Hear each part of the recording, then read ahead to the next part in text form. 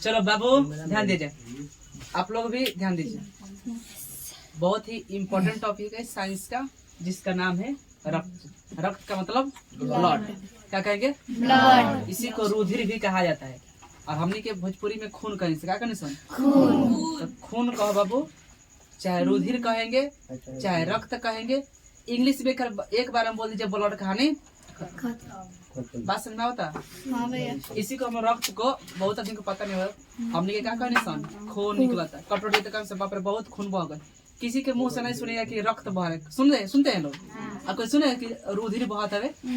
रुधिर का होता का कहता हो, रुधिर कह रहा है। काची कहने समझ के खून। खून को हम लोग क्या कहेंगे? रक्त यानी कि ब्लड। लेकिन सबसे पहला पॉइंट आपका है कि जानते हैं कि मतलब ब्लड जितना लिखा है ना, ये जो भी पॉइंट आपको लिखा गया है, ये हर पॉइंट अपने आप में बहुत इंपॉर्टेंट होता है। एग्जाम में हमेशा न हमेशा इससे टॉपिक से क्वेश्चन रहना ही है। बोर्ड के एग्जाम है वो तो फिक्स है, उसमें रहना ही है, नहीं रहने वाला कोई बात। 9th हो, 10th हो, 11th हो, 12th हो, चाहे कोई कॉम्पिटिशन का एग्जाम हो, इसमें क्वेश्चन पूछता है इससे।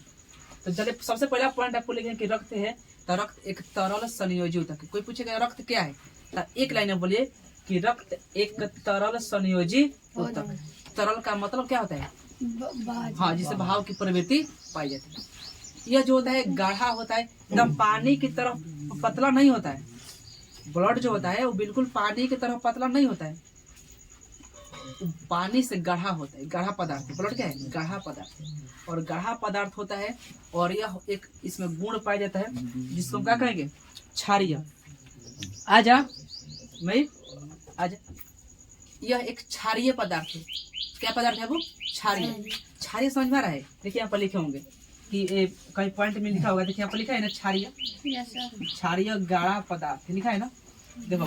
क्षारीय गाढ़ा पदार्थ का मतलब होता है कि जिसका पीएच मान 7 से अधिक चला जाएगा। कहाँ से चला जाएगा वो? 7 से अधिक। इसको हम लोग कहेंगे क्षारीय। क्या कहेंगे? क्षारीय। क्या कहेंगे इसको? क्षारीय। इसी को इंग्लिश में बेस कहेंगे। क्या कहेंगे? बेस। क्षारीय होता है।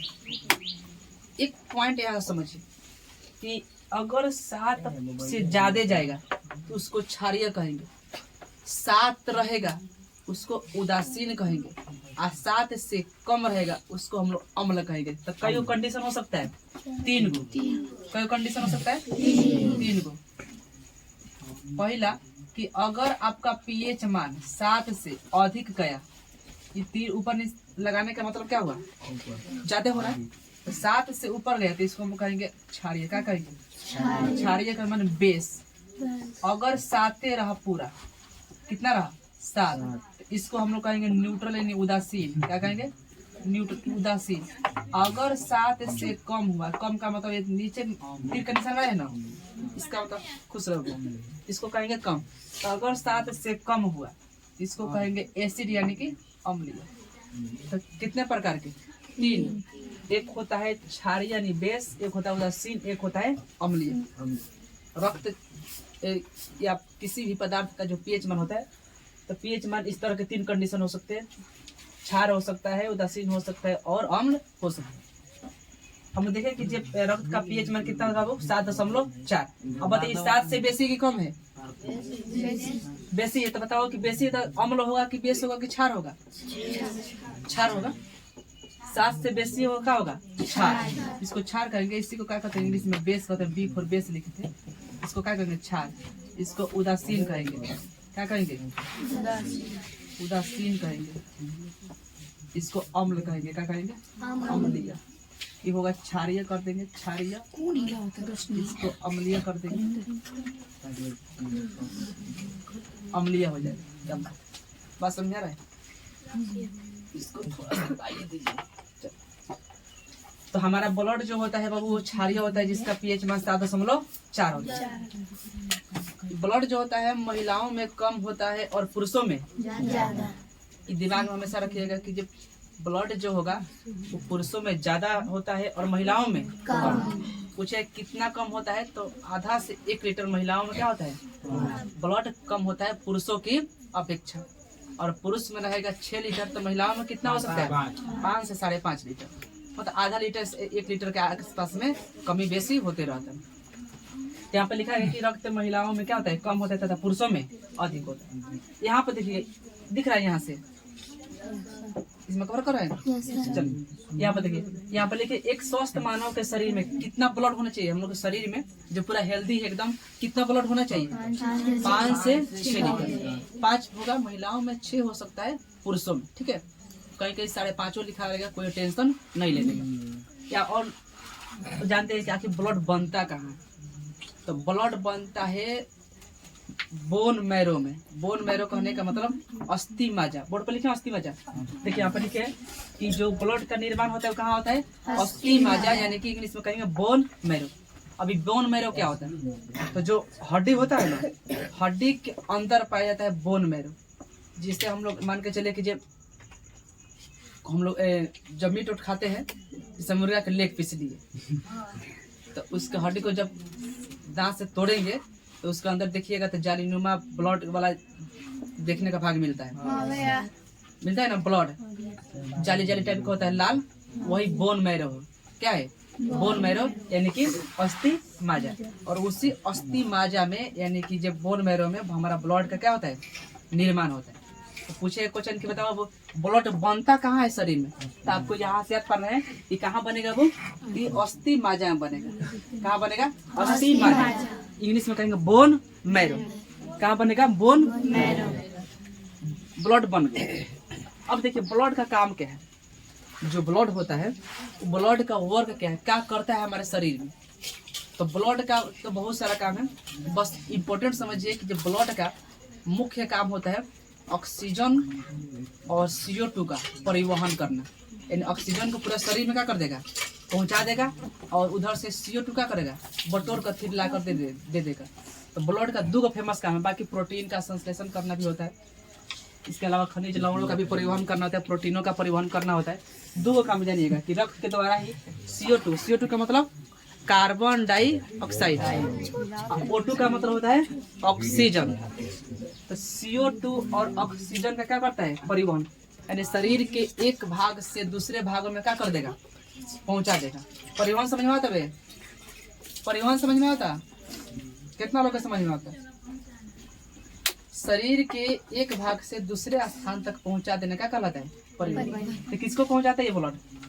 CO2 और ऑक्सीजन। इसके अलावा खाद्य पदार्थों का भी क्या करता है? परिवहन करता है, जो लिक्विड फॉर्म में होते हैं न्यूट्रिशन के रूप में। जानते हैं ये वाला इम्पोर्टेंट पॉइंट है कि पूछा जाएगा कि बताओ वो ब्लड के अध्ययन को क्या कहते हैं? रक्त के अध्ययन को बोलिए आप लोग।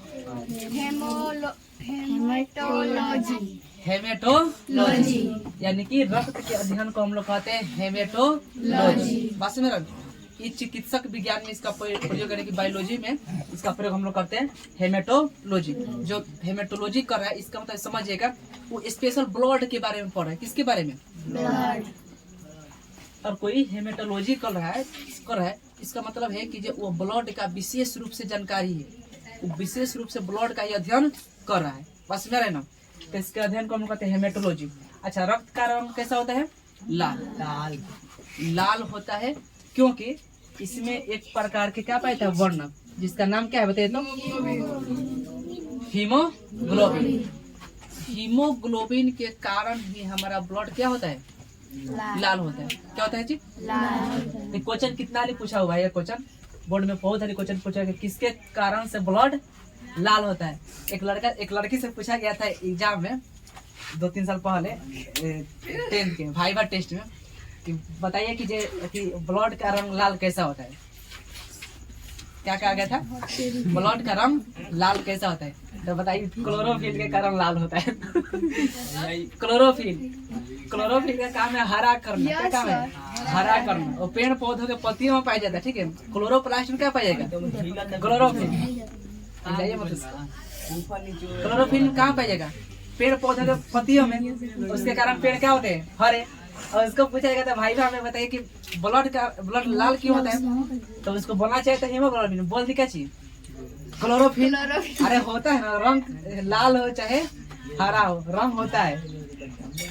तो लड़का सब आया था, बता रहा था कि भैया ऐसा ऐसा हो गया था। मैंने तो हाँ, तो ये हो गया ब्लड के रंग कैसा होता है जी? लाल। पूछा है लाल क्यों होता है? तो बोलना है कि इसमें एक वर्णक यानी कि रंग पाया जाता है जिसका नाम है हीमोग्लोबिन, और हीमोग्लोबिन के कारण ब्लड क्या होते हैं, लाल दिखाई देते हैं। तो ये हमारा था कुछ नॉलेज, कुछ विशेष जानकारी किसके बारे में, ब्लड के, किसके बारे में, ब्लड के। अभी इसके बहुत सारे फंक्शन है और इसके प्रकार है, जैसे 3 गो प्रकार है इसका। ब्लड को 2 भाग में बांटेंगे, प्लाज्मा और एक ठोस अवस्था, एक द्रव अवस्था। प्लाज्मा होता है, फिर आरबीसी होता है, डब्ल्यूबीसी होता है, प्लेटलेट होता है, ठीक है।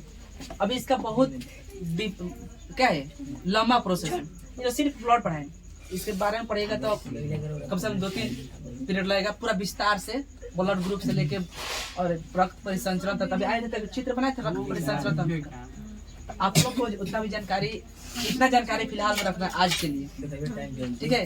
अब थोड़ा सा आप लोग 2 मिनट देखिए यहाँ पर, यहाँ ये वाला मार्ग, यहाँ पर लिखे कि रक्त के मार्ग। आप लोग स्कूल नहीं जाना है ना, स्कूल छुट्टी है, ठीक है। तो थोड़ा सा और हमको 4 मिनट दीजिए। तो हम तो मैसेज कर दिए थे ग्रुप में, मैसेज कल ही कर दिए, कल मैसेज कर दिए थे कि ये स्कूल सब बंद है, 8 तक बंद है पूरा। अब 5 मिनट और वेट कीजिए, एक टॉपिक इन लोग समझा कर बाबू ध्यान दीजिए। ये है हमारा रक्त का मार्ग। अब थोड़ा सा कुछ ध्यान दीजिएगा कि शरीर में हमारा रक्त कैसे जाता है और कैसे आता है, इसको कहेंगे हम लोग ब्लड के मार्ग। आप लोग भी थोड़ा सा ध्यान दीजिएगा, हेलो, थोड़ा सा आप लोग भी ध्यान दीजिएगा, इम्पोर्टेंट पॉइंट है साइंस का। ये बाबू होता है हृदय, हमारा क्या होता है, हार्ट। हार्ट क्या होता है जी, शरीर के हल्का सा लेफ्ट साइड में क्या होता है, शरीर के जो चेम्बर यहाँ है, चेस्ट यहाँ पर थोड़ा सा क्या होता है, लेफ्ट साइड में होता है क्या चीज, हार्ट, जो लगभग 250 से 300 ग्राम तक ले होता है। वजन कितना होता है, 250 से 300 ग्राम। इस हार्ट में हमारा आता है ब्लड, क्या चीज, ब्लड। और इस ब्लड को शरीर से पंप करना होता है, क्या होता है, पंप करना। पंप समझ में रहा है, ऐसे अरे पहले आते थे ना, कोई सामान बेचते था, पोए पोए बजाने वाला था, मलैया वही। तो जब दाबिएगा ना तो पंप करेगा, उसमें से आवाज निकलेगा ना, और फिर छोड़ेगा तो उसमें फिर हवा क्या होता है, भर जाता है। देखिए उसी तरह से होता है क्या चीज, हमारा हार्ट भी क्या करता है, पंप करता है, ऐसे सिकुड़ता है, फैलता है, सिकुड़ता है, फैलता है, सिकुड़ता है। जब सिकुड़ेगा ना तो ब्लड शरीर, हार्ट से ब्लड क्या होगा, निकल जाएगा। जब भी सिकुड़ेगा, ये हार्ट सिकुड़ा ऐसे, इसका मतलब कि ब्लड क्या होगा, शरीर से बाहर। एक गुब्बारा लीजिए, गुब्बारा में पानी भरिए और उस गुब्बारे को दाब दीजिए। तो जब गुब्बारे को दाबिएगा तो पानी कहाँ निकलेगा, बाहर निकल जाए। ये बाबू बांधल न है, इसके द्वारा बहुत सारे नस लगाया गया है। क्या लगाया गया है, इसमें नस है, उस नस के द्वारा क्या होता है, आते जाते रहता है। बांध कैसे देगा, बांध दोगे तो फिर गए ऊपर, तुम आत्मा परमात्मा से मिल जाएगा एकदम सेकेंडों में। चल देखिए हार्ट क्या किया, जैसे हार्ट पंप करेगा ना ऐसे सिकुड़ेगा, इस हार्ट से ब्लड निकलता है, क्या निकलेगा, ब्लड। और निकल कर पहुंचेगा कहाँ, महाधमनी में। कहाँ निकलेगा, महाधमनी। और यह महाधमनी आगे वाले को ट्रांसपोर्ट करेगा, जिसका नाम है धमनी। क्या नाम है, धमनी। ये अपना छोटी कोशिका यानी कि छोटी धमनी को देगी, और ये छोटी धमनी पहुंचा देगी कोशिका के केशिका के पास। केशिका क्या है, तो शरीर की सबसे पतली नस होती है। केशिका क्या है, केशिका, कोशिका नहीं, केशिका। केशिका शरीर की सबसे पतली नस। हमारे जो आँख है ना, इस आँख में पैदा, आँख को जाकर शीशा में देखिएगा तो बहुत रेस से एकदम नाक के बराबर, एकदम बहुत पतला में ही केस के द्वारा आपका क्या हो गया होगा, नस। इस नस से पतला शरीर में कोई नस नहीं है। इसको हम लोग कहेंगे कोशिका नहीं, क्या कहेंगे, केशिका। क्या है, शरीर की सबसे पतली नस कहाँ पाया जाएगा, आँख में। इस केशिका के पास क्या चल जाएगा, ब्लड। ब्लड जो जाएगा ना, यहाँ पर देखिएगा लिखे है शुद्ध रक्त, यानी कि अच्छा रक्त जाएगा। शरीर में कैसा सामान चाहिए, अच्छा चाहिए, खराब होगा तो शरीर को इफेक्ट करेगा। तो शुद्ध रक्त का परिवहन ऐसे होता है, हार्ट से महाधमनी, महाधमनी से धमनी, धमनी से छोटी धमनी, और छोटी धमनी से केशिका, और केशिका से फिर वो वापस देखिए फिर के निशान इधर मारे ना। अब इधर से अशुद्ध रक्त आएगा किसके पास, छोटी शिरा। छोटी शिरा किसको देगी? शिरा। शिरा किसको देगी? महाशिरा। और महाशिरा अशुद्ध रक्त को उठाएगा और फिर कहाँ करेगा? हृदय में। अब तो हृदय में अशुद्ध रक्त आ गया, अभी तो इसको क्या करना है? शुद्ध करना होगा। कैसी अशुद्ध रक्त शरीर में चला जाएगा, क्या हो जाएगा? बीमारी हो जाएगा, अनेक प्रकार के इन्फेक्शन हो जाएंगे। अब ये क्या करता है हार्ट, हृदय की अशुद्ध रक्त को दे देगा लंग्स को। लंग्स यानी फेफड़ा। किसको देगा? फेफड़ा। कहेगा कि देखो ये अशुद्ध रक्त है, इसको जल्दी से क्या कर दो? शुद्ध करो। अशुद्ध कैसे कर देगा? इस ब्लड में मिला देगा क्या चीज? O2 यानी कि ऑक्सीजन। किसी चीज में ऑक्सीजन मिल जाएगा ना तो शुद्ध हो जाएगा। चलिए देखिए, इस ब्लड में क्या मिलेगा? ऑक्सीजन। और ऑक्सीजन जब मिलेगा ना तो ये अशुद्ध जो रक्त था वह शुद्ध हो गया। क्या हो गया? शुद्ध। और यही शुद्ध रक्त फिर ये किसको दे देगा? हृदय को। और फिर शुद्ध रक्त हो गया ये, और फिर हृदय यही काम करेगा। धमनी, महाधमनी, धमनी, छोटी धमनी, केशिका, छोटी शिरा, शिरा, महाशिरा, फिर हार्ट से फिर हट रहेगा ना लंग्स क्या करेगा? O2 ऑक्सीजन मिलाएगा, ऑक्सीजन मिलाकर जाएगा किसको? हार्ट को। और फिर हार्ट ऐसे ही क्या करेगा? परिवहन हमेशा चलता रहता। ये मार्ग होता है बाबू रक्त के, कि कैसे रक्त हमारे शरीर में आया और कैसे रक्त। तो धमनी होती है शुद्ध रक्त, धमनी होती है वो शुद्ध रक्त का परिवहन करती है, और शिरा होती है वो अशुद्ध रक्त का क्या करती है? परिवहन करती है। शुद्ध और अशुद्ध क्या हो गया? खत्म। इसमें अगर कहीं किसी को कुछ समझ में नहीं आ रहा हो तो बाबू धीरे से खड़ा होइए और पूछिए। इसमें किसी को दिक्कत हो तो पूछिए, किसी को डाउट हो तो पूछिए। कुछ अलग से भी अगर क्वेश्चन आपके मन में आ रहा हो तो आप लोग कुछ पूछना है जी? नहीं।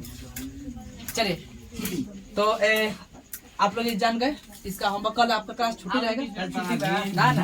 क्लास कल छुट्टी रहेगा। जो नहीं है उनको बता देना है। परसों इसी समय से अपना निर्धारित समय से क्लास जो है चलेगा, ठीक है। बाकी जितने भी बाकी जितने वीडियो को सोशल मीडिया के थ्रू देख रहे हैं मेरे दोस्त, आप सबको वीडियो कैसा लगा कमेंट में जरूर बताइए। और वीडियो अच्छा लगा तो वीडियो को ज़्यादा से ज़्यादा शेयर कीजिए, लाइक, सब्सक्राइब, और फेसबुक से देख रहे हैं तो पेज को फॉलो जरूर कीजिए।